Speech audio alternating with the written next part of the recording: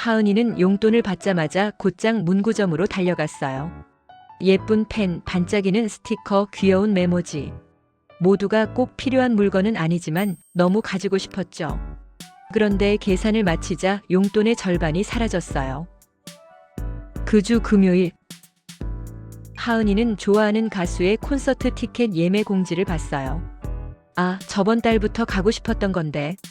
하지만 통장을 확인하니 딱 티켓값만큼 돈이 모자랐어요. 좌절한 하은이는 언니에게 고민을 털어놓았어요.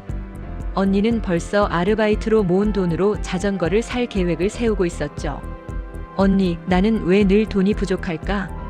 언니는 작은 공책을 꺼냈어요.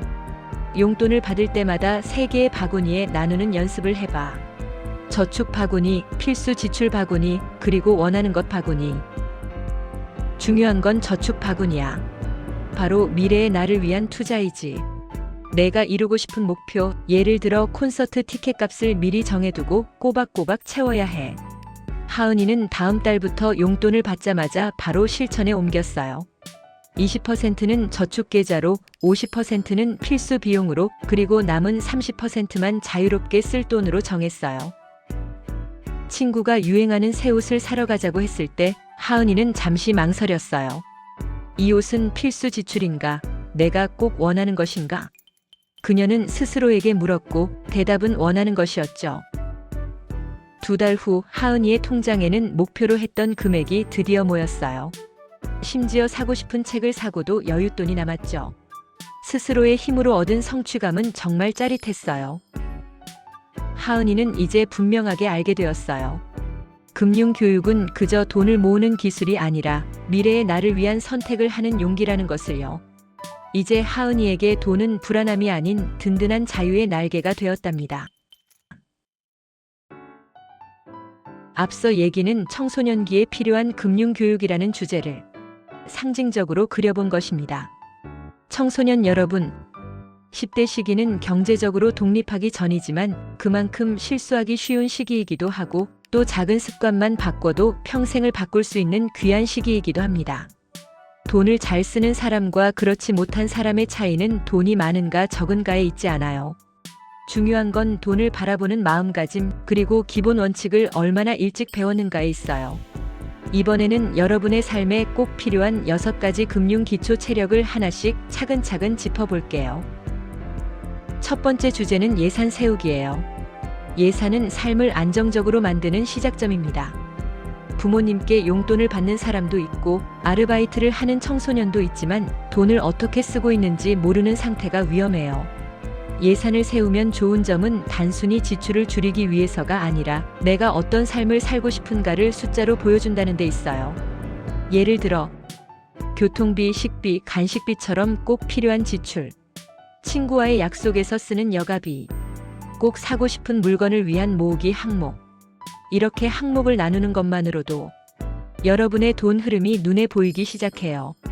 이것만으로도 이미 절반은 성공이랍니다. 두 번째로 중요한 것은 필요와 욕구를 구분하는 능력이에요. 필요는 안 쓰면 곤란해지는 것.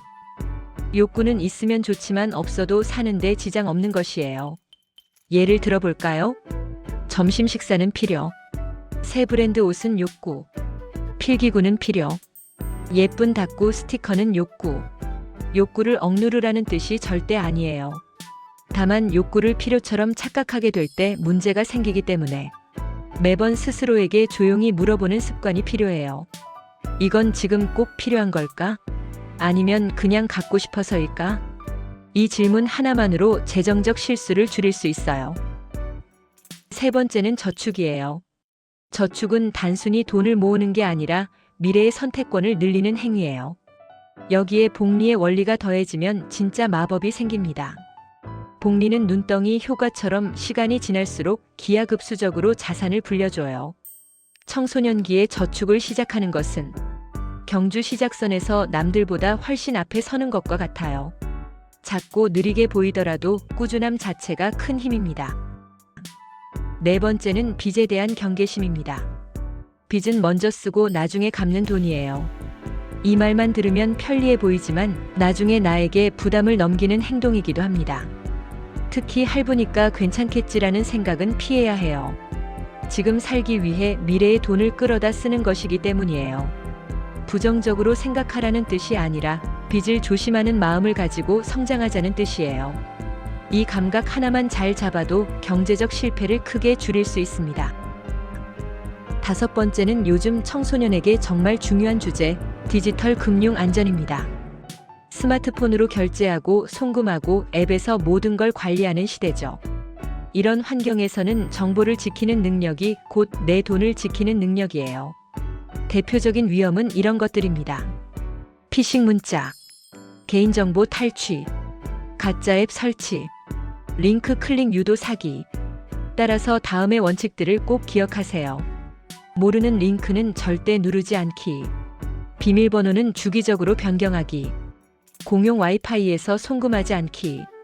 부모나 친구 이름으로 온 메시지도 진위 확인하기.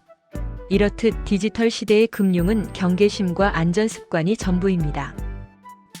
마지막으로 진로와 소득입니다. 어떤 직업을 선택하느냐에 따라 삶의 형태, 돈을 다루는 방식, 미래의 선택지가 달라지기 때문이에요. 여러분의 진로는 돈 때문에만 선택하는 것이 아니지만 직업마다 소득 구조가 다르다는 점은 이해해야 해요. 고정 월급형 소득, 프로젝트, 프리랜서형 소득, 성과 커미션형 소득, 자산에서 발생하는 수동적 소득. 이들 각각을 이해하면 어떤 삶을 살고 싶은가, 어떤 능력을 키워야 하는가, 이 질문에 더 가까이 다가갈 수 있어요. 진로 탐색은 곧 미래의 경제 구조를 설계하는 과정입니다. 결론입니다. 청소년 여러분이 오늘 배운 이 6가지 원칙을 차곡차곡 쌓아가면 어느 순간 여러분은 돈 때문에 흔들리지 않는 사람이 되어 있을 거예요. 경제적 자유는 큰 돈을 버는 사람에게만 주어지는 게 아니에요. 돈을 건강하게 바라보고 스스로 삶을 선택할 수 있는 사람에게 주어집니다. 이상입니다. 감사합니다.